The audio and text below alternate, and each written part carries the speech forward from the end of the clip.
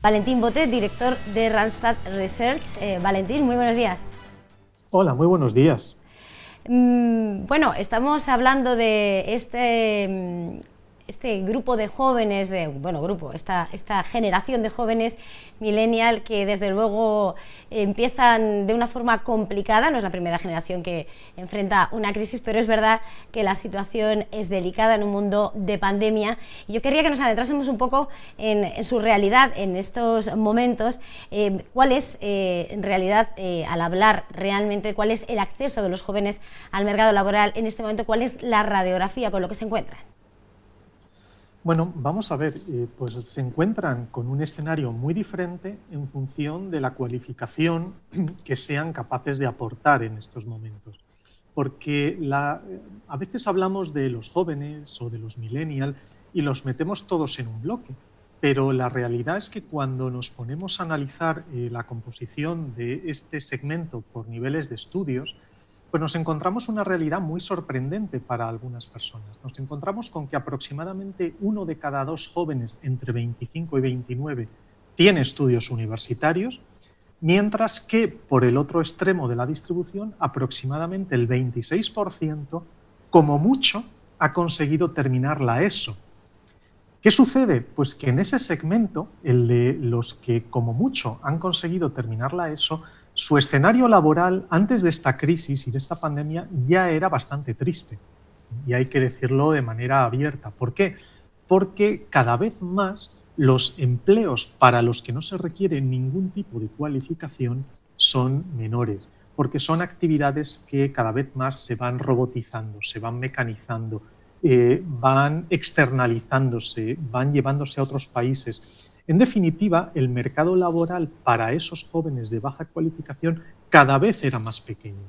Pero además, con el escenario de la pandemia, esta situación se ha agravado. Por lo tanto, por un lado tendríamos un segmento para el que la necesidad de cualificarse es extraordinariamente urgente, si quieren hacer algo en el mercado de trabajo. Y luego tenemos el otro segmento, el de aquellos que tienen estudios universitarios, para los que, bueno, pues depende de qué tipo de estudios. Está claro que hoy por hoy pues no es lo mismo ni te ofrece las mismas oportunidades haber hecho ingeniería industrial que haber estudiado historia. Antes o después uno sale adelante, pero desde luego las oportunidades objetivas que hoy hay no son las mismas. Y en medio tenemos un segmento que genera enorme demanda por parte de las empresas y genera un enorme problema de lo que en recursos humanos se llama déficit de talento, que es el segmento de los perfiles de formación profesional, que muchas veces están restringiendo el crecimiento de las empresas porque les cuesta encontrar este tipo de profesionales. Valentín, en esta radiografía, ¿no?, esas dos vertientes, ¿no?, que conforma la realidad de nuestros jóvenes, más allá de esa necesidad de cualificación urgente que apuntabas y que evidentemente queda sobre la mesa por esa, ¿no?, evolución natural del cambio en el modelo de vida laboral, ¿no?, de puestos de trabajo, ¿cuáles sí son las principales tendencias en cuanto a las demandas de empleo para esa otra parte de juventud? Bueno, yo destacaría una cuestión que hay que tener en cuenta y es en un entorno que cambia tan rápido como el que vivimos y que exige tantas dosis de flexibilidad, además de las competencias técnicas, los conocimientos, lo que uno haya estudiado y que pueda aportar al mercado laboral, cada vez más las empresas le prestamos más atención a otro grupo de competencias que el trabajador debe traer consigo. Competencias pues, que depende del puesto son diferentes, pero que podríamos hablar, por ejemplo, de pensamiento crítico, razonamiento abstracto, capacidad para resolver problemas complejos, flexibilidad cognitiva eh, y, por supuesto, importantísimo ahora, competencias de tipo digital. Y no nos confundamos pensando que ser joven implica necesariamente que uno ya tiene de manera innata competencias digitales. Para nada. Es algo que hay que aprender, que hay que mejorar, que hay que pulir y que quizá podríamos decir que los jóvenes tienen más facilidad en esa absorción de este tipo de competencias, pero en absoluto es algo limitado a los jóvenes esa fortaleza y tampoco asumir que porque se es joven se tiene este tipo de competencias. Todo esto se testa en las empresas, en los procesos de selección y, por lo tanto, pues ponerse las pilas también con esas cuestiones pues abre muchas puertas profesionales hoy día. Está claro que, aunque sean nativos digitales, no lo llevamos en el ADN, siguen perteneciendo a nuestra raza, especie humana. Más allá de esa competencia digital, está claro, estar despierto a un mundo que cambia cada instante para el que tenemos que estar preparados, bueno, los jóvenes y los mayores, que a lo mejor tal vez nos cueste más. Vamos a hablar un poco de esos tipos de empleos, si han evolucionado también con la pandemia o cuáles son exactamente los que también se les brindan y están a su alcance, porque tal vez hay algunos que se les limiten o se les ponga de alguna forma más complicado también por la edad, se les resistan un poco más. No sé si me equivoco. Bueno, vamos a ver, ahora mismo con la pandemia pues estamos viviendo una situación atípica en tantos aspectos y uno de ellos es la demanda de perfiles, que ha puesto el foco en determinados sectores y determinados perfiles y hay otros donde la demanda ha caído mucho. Por mencionar aquellos sectores en los que más empleo se está creando y más demanda hay, justo antes se comentaban pues, los perfiles tecnológicos, también, por supuesto, perfiles de tipo sanitario. Y también hay un sector que es un sector que pasa muchas veces desapercibido, pero que está teniendo un boom muy importante este año, que es el sector logístico, que también da empleo a varios cientos de miles de personas en España y que es de los pocos sectores que ha creado empleo neto en 2020. Por lo tanto, pues sin duda es un generador de oportunidades. Además, permite oportunidades de empleo también a trabajadores que no están, digamos, en el top de la cualificación, porque, por supuesto, pues el tecnológico pues, requiere un tipo de perfiles y conocimientos que no están al alcance de mucha gente. Pero el sector logístico también lo mencionaría como un gran generador de empleo para muchos perfiles en este 2020 y en 2021 también las perspectivas son bastante parecidas. Y en cuanto a las dificultades, ¿cuáles dirías, más allá de lo más palpable, ¿no? del momento, cuáles son las principales dificultades a las que tienen que hacer frente, las barreras que tienen que enfrentar estos millennials? Bueno, vamos a ver, dentro de las dificultades pues hay algunas estructurales. Por ejemplo, el desajuste entre el perfil formativo y la demanda en las empresas en España.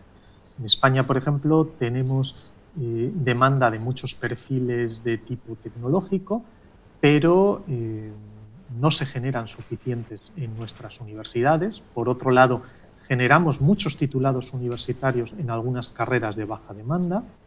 Tenemos poca oferta en términos de demanda de muchas ramas de FP y esto genera un problema de tipo estructural. Luego tenemos otro problema que, sobre todo en perfiles menos cualificados y en determinadas regiones geográficas con salarios más bajos, está siendo ya un problema en 2020 muy claro para los jóvenes, es el elevado nivel que tiene el salario mínimo para la contratación de perfiles no cualificados.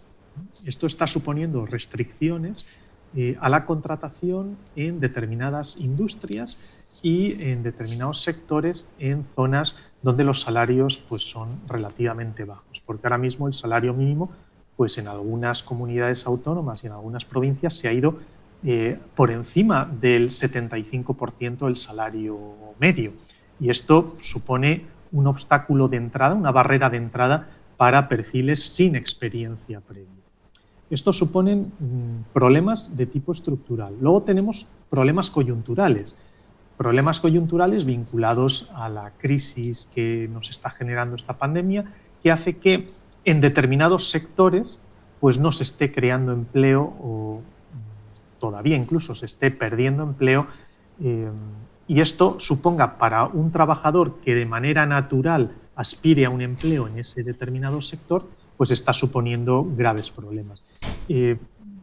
Por ejemplo, sectores muy obvios, pero sector como la hostelería o el comercio, pues son sectores con un perfil de trabajador muchas veces relativamente joven, donde nos encontramos perfiles jóvenes, sobre todo en actividades de temporada, y este año ese empleo no lo han tenido disponible y el arranque de este año está siendo problemático. Bueno, pues eso supone un problema coyuntural, un problema que desaparecerá antes o después, pero los problemas estructurales sí se van a mantener.